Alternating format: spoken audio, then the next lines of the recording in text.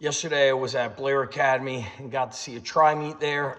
Got to see my best friend's son wrestle, who I've watched grow up since age 3 or 4 wrestling. So Lake Highland Prep, Blair Academy, we have Mikey Batista there who we get to work with, and St. Christopher's Private School, which I believe is in Virginia, and St. Ed's, a historical program from Ohio. A couple things I want to touch on that hit home for me. Number one, everything I saw from top to bottom, every team, was the pursuit of excellence and the fight. Even St. Christopher's, which got shut out by Blair Academy, nobody was quitting and giving up. They were fighting, and we don't see that in a lot of matches. We see everybody getting pinned in 90 seconds. Sometimes there's a decision match, and sometimes a major decision, but 75% of the match is ending in pin. Number two, and this is in no particular order, no fat wrestlers. Even the heavyweights were muscular, strong. You could tell everybody, every program put a premium on strength training and building body armor.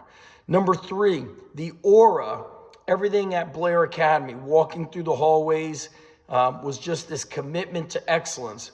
The Wall of Fame, the goal setting boards that I saw all around, it was just inspiring to be there. And I say this all the time to athletes and of course to parents, is that you need to get away from battery drainers, and you got to get away from kids who are very happy to just be part of the team and they laugh when their friends screw around and don't do the work. Those are the kind of kids and adults you must steer clear of them. The other thing that I picked up on from a skill perspective, overall wrestling, was the relentless pace, the constant attacking. Nobody showed signs of fatigue or getting tired or looking at the clock. The only guys I saw that got a little bit tired were the heavyweights. Outside of that, every match had a relentless pace.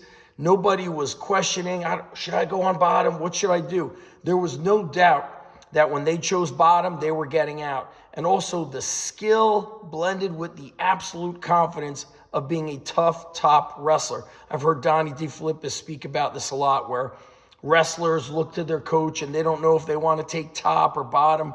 Everybody's scared. You can tell these kids and their coaches and the parents, this is a team effort, have done the work to get great coaching. The ability to wrestle on top and turning guys and scoring points, and to stay on top while the opponent is rolling and grabbing your leg, it showed not just high level of skill, but extremely high level of strength coupled with flexibility, which comes from great wrestling, great drilling, and implementing stretching and flexibility on your own.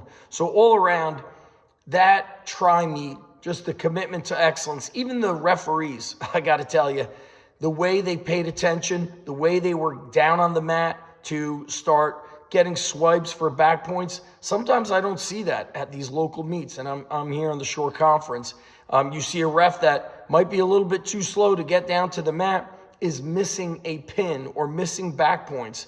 I don't know if that's ever costed somebody a dual meet, but I know when battles are very close, everything counts, meaning get tech fault instead of getting pinned, get decisioned instead of getting major decisioned, or vice versa.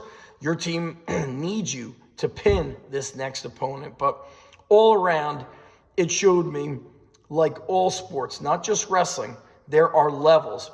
Not just levels of the sport, levels of preparation, levels of coaching, levels of environment. Who do you have your kids around?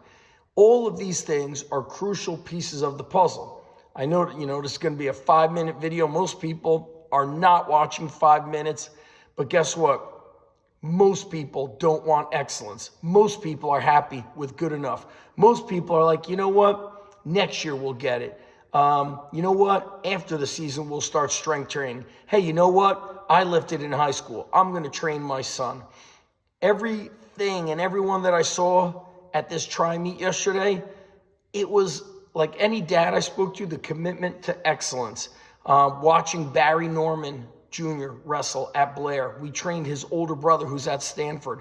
And Barry's like, man, I remember we lived in an apartment and we were just finding a way to get Renzo to train with you. And it's those who just find a way rather than finding excuses.